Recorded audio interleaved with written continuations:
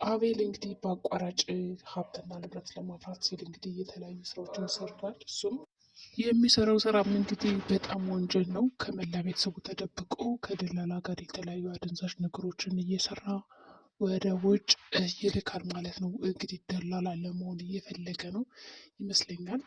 ደላላ ሆኗል። ይሁን እንጂ ለዚህ ስራው እንግዲህ በጣም አብሮ አጋዥ ይሆናል፣ ወደ ስኬት መንገድ ይዞ ይሄዳል ብሎ ያሰበውን እንግዲህ ጠላቱን አዩን ነው።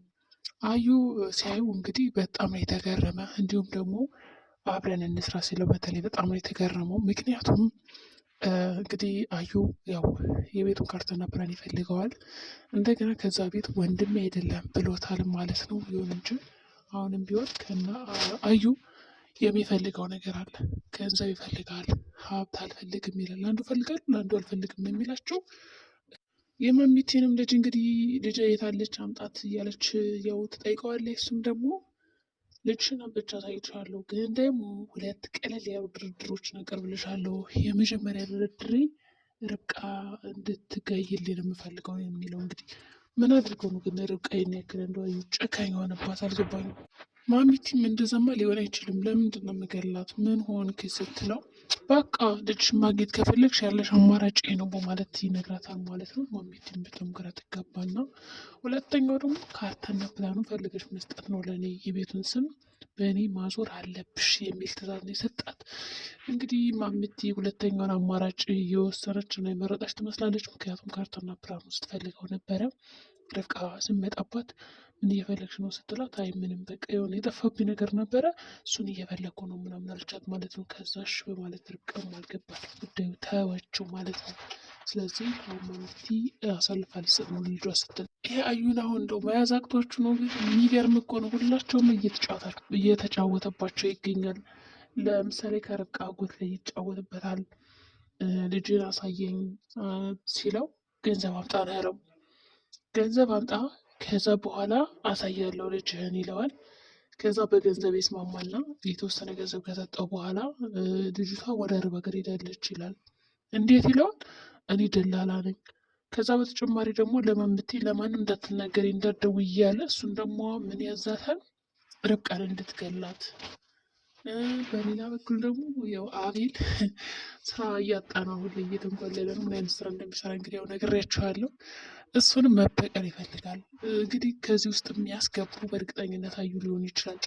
ግን አቤል ምንን ተማምኖ ነው ደላላ መሆን የፈለገውና ሀብታም ነው መሆን የምፈልገው፣ ድህነት በቃ መሮኛል፣ ሀብታም መኪናዋን ሲኖረን ቤት ሲኖረን እንደፈለገን ስንንሸራሸር እያለ ለርብቃ ይነግራታል።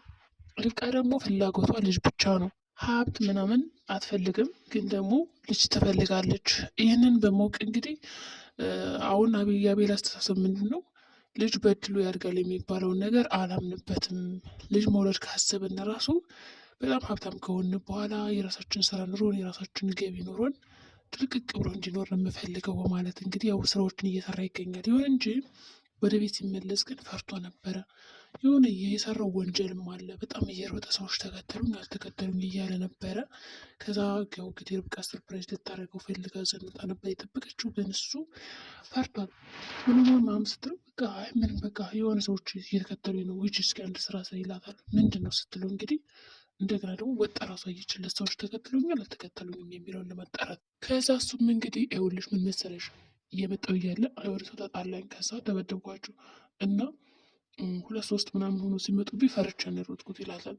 እንዲህ ከመቼ ወዲህ ነው አንተ ደግሞ ዱላ የምትወደው ጠብ የምትወደው ምናምን ትለዋለች።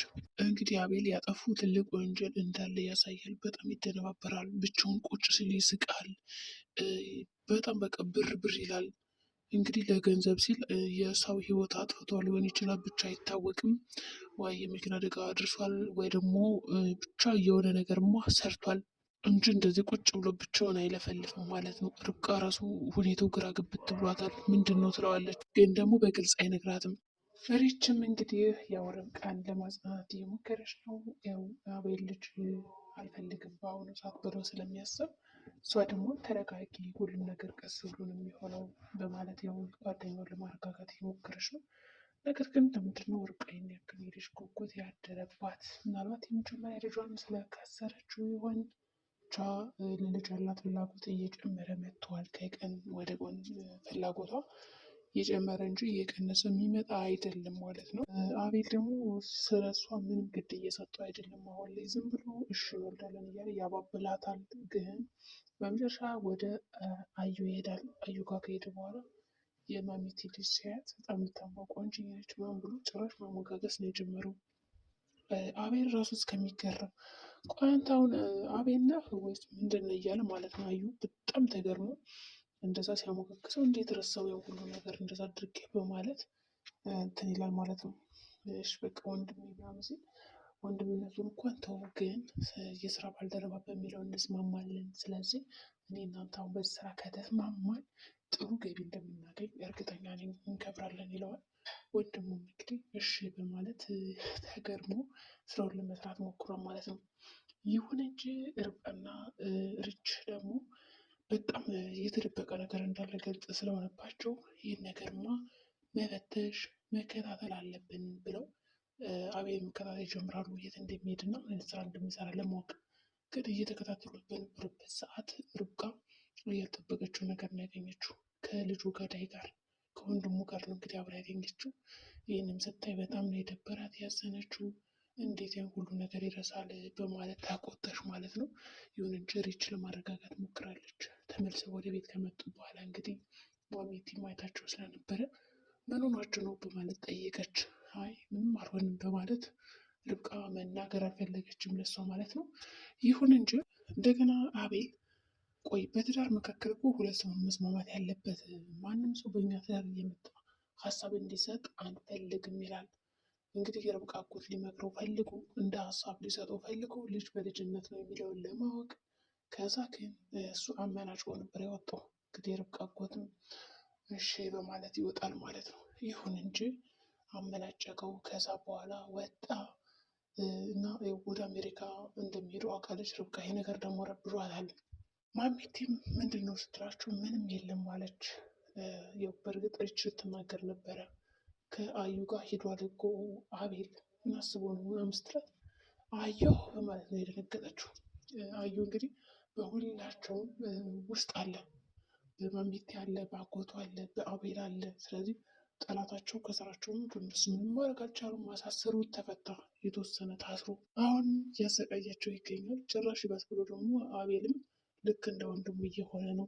ይሁን እንጂ ምነው ደነገጥ ስትላት አይ ምንም በማለት ዝም አለች። ርብቃም ጠላቴን እንጠብቃቸዋሉ፣ ፈጣሪ ግን ወዳጆችን እንጠብቅልኝ ነው ምንድነው ብላ እንግዲህ ጸሎት አደረገች ማለት ነው። ከዛ ጸስትን ያሉት እና አቤልና እዩ ምን ስራ ሊሰሩ ይሆን? ወጥመድ ነገር ሊከተው ይሆን አውቁ፣ ወይስ ደግሞ አቤል ለመበቀል ነው እንደዛ አደረገው፣ ወይስ ደግሞ ወንጀል ሰርቶ ማንን ለማዳን ሲል ነው እንደ ወንጀል የሰራው? ርብቃን መቼም ሊሆን አይችልም እና ወደ አሜሪካ ደግሞ ወጣሉ ብሎ ያስባል። ይህ ከብቻ ወዲህ የመጣ እቅድ ነው። እንግዲህ ዛሬው ድራማችን ይህን ይመስላል። ቀጣይ ቪዲዮ እስከምንገናኝ መልካም ጊዜ